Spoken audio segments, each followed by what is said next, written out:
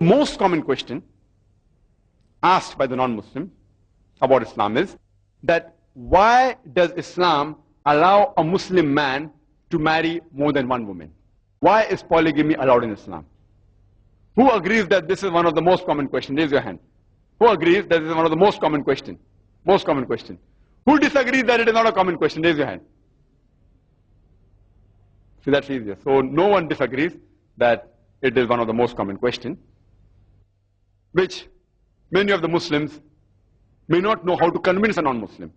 He may be convinced himself, but oneself being convinced on his own is different than convincing somebody else. The meaning of the word polygamy is that a person is allowed to have more than one spouse. That's the meaning of the word polygamy. Any person who has more than one spouse, it is called that he is doing polygamy. Polygamy is further divided into two parts.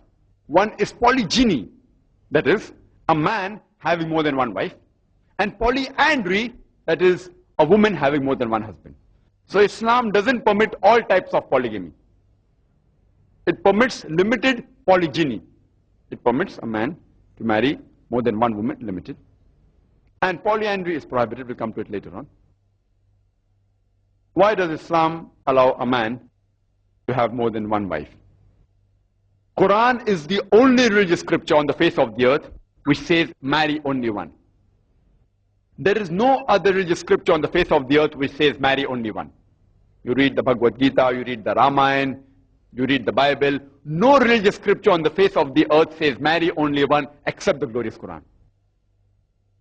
If you read the Hindu scriptures, the sages, the saints, they had several wives. The father of Ram, King Dashrath, he had more than one wife. Lord Krishna, he had several wives, hundreds of them, thousands of them. If you read the Jewish scriptures, they have no upper limit how many you can marry. You can marry as many as you wish. Abraham, according to the Bible, Old Testament, peace be upon him, he had 3 wives. Solomon had 700 wives. So in the Jewish scripture, you can marry as many as you wish. It was only when the rabbi, Genshen ben Yehuda, in the 11th century, he passed a synod that the Jews should only marry one. But the scriptures say you can marry as many as you wish. And in as late as 1950, in the Sephardic community, where the Jews lived amongst the Muslims, they used to marry more than one. It's only after 1950 that they stopped marrying more than one wife.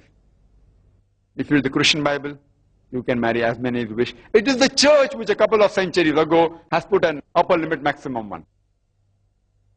In fact, if you read the report of the Committee of the Status of Women in Islam that's published in India, there it said that the polygamous marriages done in India, the Hindus, so the law says that you cannot marry more than one woman.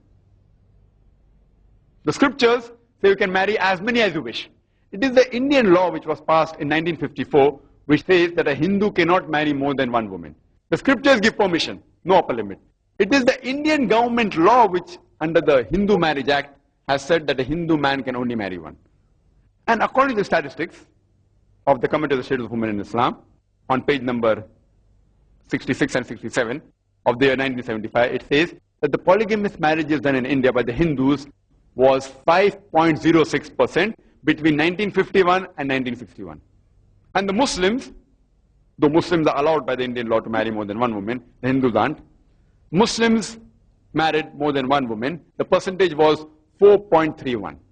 Hindus 5.06, by law they aren't allowed. Muslims by law we are allowed, and yet 4.31.